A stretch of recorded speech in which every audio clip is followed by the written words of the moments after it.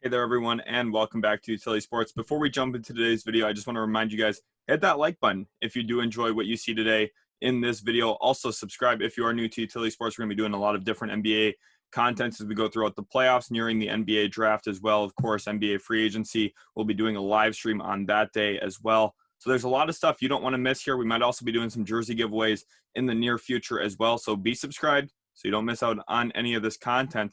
And now let's get into today's video. I want to talk about my Dallas Mavericks and Austin's Los Angeles Clippers. Yes, those are our favorite teams. My co-creator Austin is a Los Angeles Clippers fan, and I am a Dallas Mavericks fan.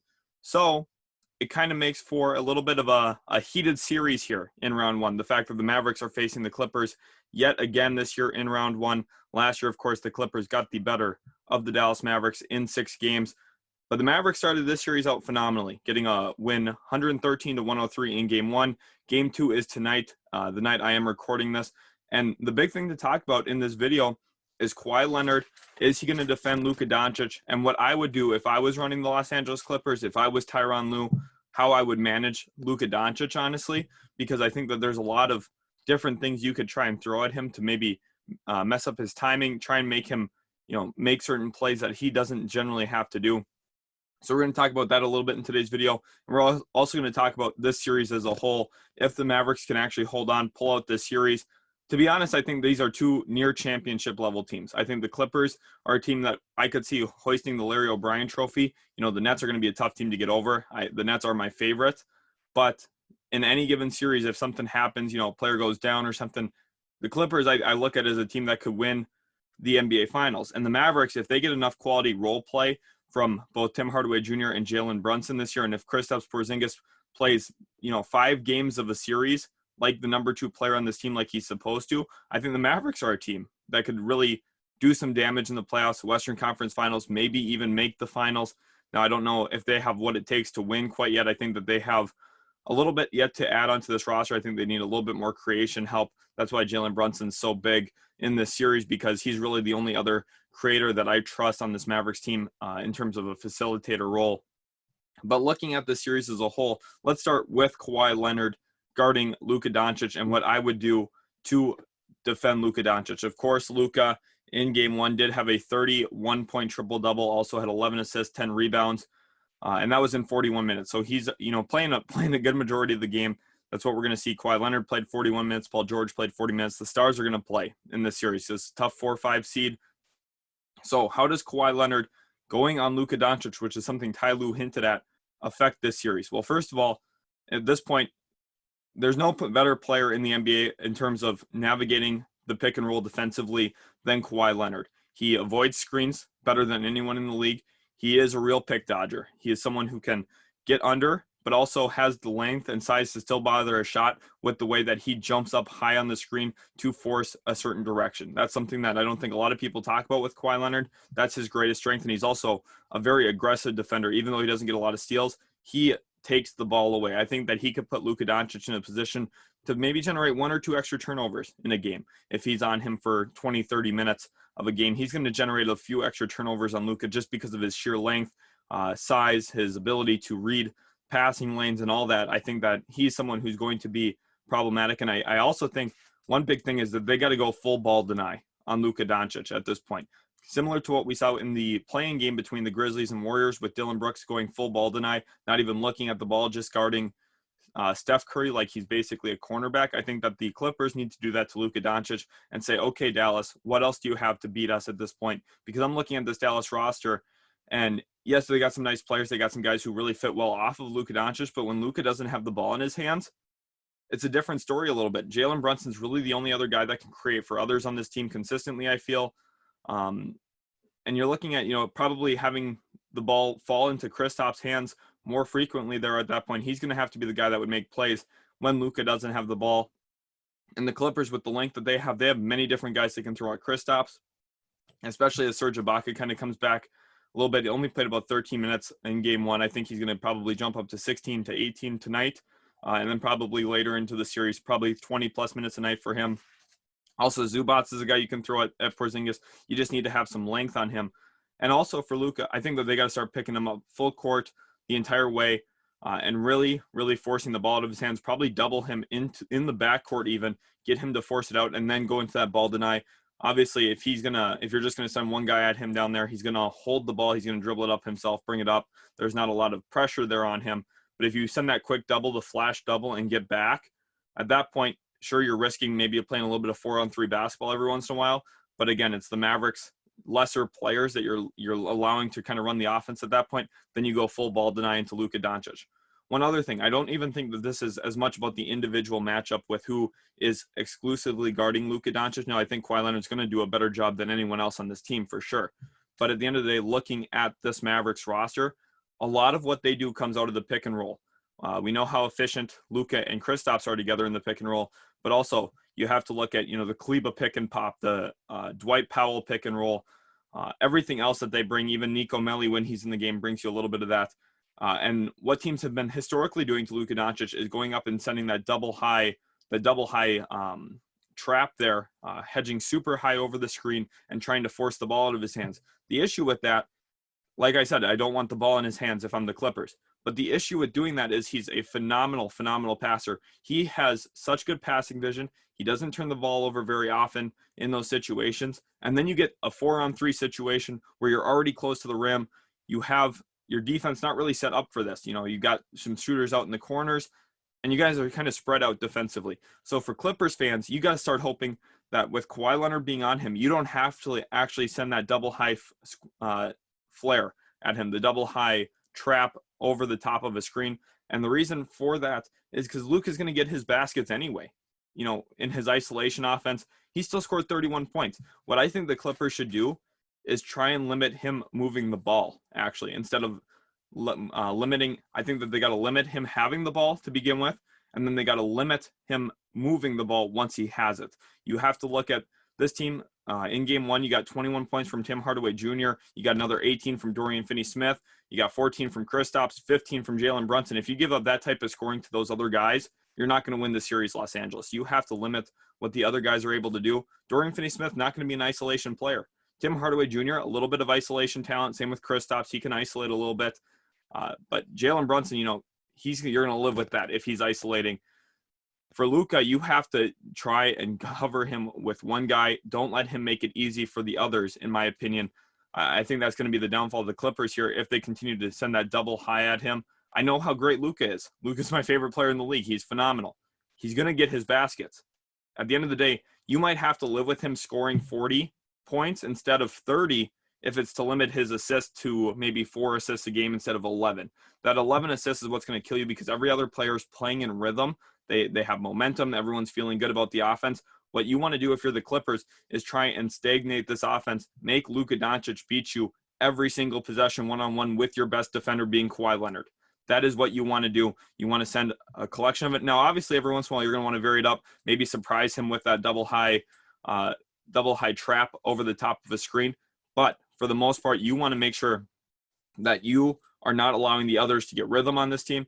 Dorian Finney-Smith scores almost exclusively off catch and shoot shots in the corner or off the wing and on back cuts. I mean, him having 18 points, you're just not going to survive that if you're the Los Angeles Clippers. Looking at Tim Hardaway Jr., I know he caught rhythm in game one. That's probably not going to happen every game, but you don't want him to have rhythm either. When he's on fire, he's one of the hottest players in the NBA, in my opinion, honestly. Looking at him now, sometimes when he's cold, he's the coldest player in the NBA. But for the Clippers, it's all about trying to limit the rhythm of the role players for the Mavericks and forcing Luka Doncic to actually beat you one-on-one consistently. I know he can do it. He's a great player at doing so.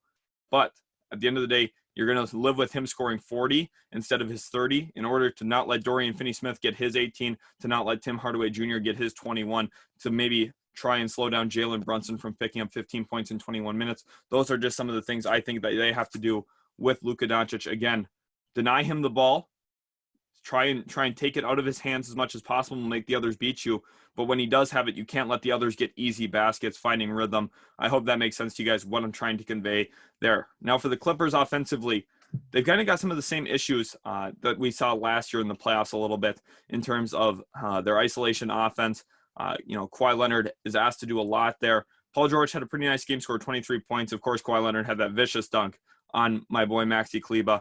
That was a phenomenal play. So the nice thing about this series is, I can really enjoy it, even though I'm a Mavs fan. Even the great plays from the Clippers, since, Austin likes them, I can enjoy some of those great plays as well. And it's just going to be a phenomenal series. So that's the biggest thing to the fans. I'm going to say, hey, just enjoy this series. Whoever wins, wins. You can't really impact the outcome of that, but just have fun along the way. We'll see who pulls it out. For the Clippers offensively, first of all, you need to have a better game for Marcus Morris. He missed 2 clutch free throws in game 1. He only scored 4 points in 33 minutes. That just can't happen. And you're also looking at a team that probably needs a little bit more rim protection. Zubac's only played about 19 minutes, and Serge Ibaka only played 13. So you're getting only 32 minutes of starting center play, and that's just not really acceptable. You need to have about 40 to 45 probably in this series. That'll be a big thing about Ibaka when he comes back healthy, like I mentioned. When he's back into that lineup a little bit more, playing more minutes a night, that'll have a better impact on the series for the Clippers. He's someone who can stretch the floor a little bit, gives them a different dynamic of what Zubac gives them. I really like that signing. And I also think you have to look at this team, and you can't play Reggie Jackson anymore. Last playoffs, it was obvious Reggie Jackson shouldn't play. I thought Doc Rivers made terrible decisions letting Reggie Jackson play as much as he did last playoffs. And then here in game 1 of the playoffs this year, Ty Lue goes and does it too. Plays him 21 minutes in game 1. Terrence Mann gets 0 minutes. That needs to be flipped. I think Terrence Mann should be the player getting minutes instead of Reggie Jackson. Mann is a much better defender. And honestly, there's not a ton of offensive drop-off there for me. I think with Reggie Jackson, sure, he's a little bit better with the ball in his hands than Terrence Mann offensively. But I think he's such a liability defensively that Terrence Mann's going to be the guy that needs to get those minutes instead of Reggie Jackson. And looking at Rajon Rondo, I think Rondo was a great pickup for this team.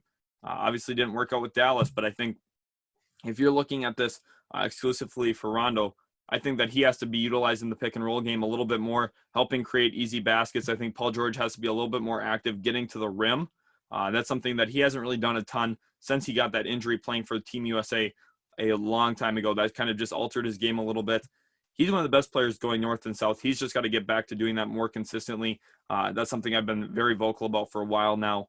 And I think that if he goes back to doing what he does best, which is really getting to the rim instead of settling for some of the tough shots he takes, the Clippers could probably and should probably win this series. Looking at the talent that they have, I think that they are the better team on paper. However, this Mavericks team is clicking right now because they have the rhythm. They've got Luka Doncic, who I think is the best player in the series. Kawhi Leonard right behind him. I think both of them are top 5 players in the world. But you're looking at the Mavericks just being a little bit more of a well-rounded team. They kind of fit off of each other a little bit better. Marcus Morris, there's a lot of standing in this Clippers offense too a little bit. I think that Zubac and Serge Ibaka are going to be really, really big in this series. I think the two of them need to outscore Kristaps Porzingis every night for this Clippers team to really run away with this series. If Zubac and Serge Ibaka can give you what Kristaps is giving the Dallas Mavericks, Clippers are probably going to win this series. But again, it's about limiting that rhythm for the Dallas Mavericks. It's about trying to make life tough on Luka Doncic. Luka Doncic is going to do what he does. You just have to try and make him struggle a little bit more. 1 or 2 extra turnovers, 1 or 2 extra missed shots. That really can shift a series. A 10-point game, 2 turnovers, 4 quick points in transition. You're already looking down at a 6-point game. 1 or 2 extra misses makes it a 2-point game. And that doesn't even take into the factor of momentum, rhythm, or feel of the game. The Mavericks were right there with the Clippers. Clippers missed 2 clutch free throws. Those are the Marcus Morris ones with about, I believe, 4 or 5 minutes left to go in that game. And that kind of is when everything shifted. That was a 2-point game at that point. Mavericks ended up pulling away down the stretch of that game. You need to look at the Mavericks being very happy to win game 1. They took home court advantage away from the Clippers. Now at this point, I think game 2 is a must win for Los Angeles tonight. Let me know in the comments if you think tonight is a must win for the Clippers. I just don't think that they want to be going back to the American Airlines Center, leaving Staples down 2-0 in the series to a Mavericks team that has, quite frankly, played great basketball down the stretch of the season, won a ton of games down the stretch, and also now came into the playoffs clicking. Tim Hardaway Jr. had a phenomenal game 1. Jalen Brunson played really well. And this is a different Mavericks team than what we saw last year. Kristaps is healthy at this point. Jalen Brunson's healthy. It's just a different unit. Of course, the Clippers are a little bit different now. You got Patrick Beverley still there, obviously healthy, though in this series he wasn't healthy last year. Rajon Rondo comes in instead of Lou Williams. You've also got Serge Ibaka in place of Montrezl Harrell. I think both of these teams are better than last year. I think this is going to be a real bloodbath of a series and a really fun one to watch for me. I think keys for the Clippers offensively, get into the pick and roll a little bit more, Let Rajon Rondo go to work, create for others a little bit more frequently, and no Reggie Jackson for the rest of the series. I don't think Reggie Jackson should be playing in the playoffs at this point. That's just my thoughts on it, though, here on the channel. And for the Mavericks, the keys are let Luka be Luka and keep everyone in rhythm. They got to hope that Ty Lue keeps high doubling on Luka Doncic, making for easy situations for the rest of the Mavericks. And you've got to hope that Tim Hardaway Jr., who is the X factor in this series, stays hot, because if he does, the Mavericks are going to win this series. If Hardaway averages over 18 points a game, I don't see a way that the Mavericks really lose this series. But if he averages south of 18, I think this is the Clippers series to lose. We'll see how game 2 goes tonight. That will be a big deciding factor in this series. Hopefully you guys did enjoy today's video. If you did, make sure to hit that thumbs up button. Also, subscribe if you are new to Utility Sports. It would mean a lot to us. Here, we are almost at 3,000 subscribers. We're inching closer every single day. So much support from you guys. Thank you guys so much. We really, really do appreciate all the love and support you guys have shown us. And we hope you guys keep enjoying playoff basketball. We'll catch you in the very next video.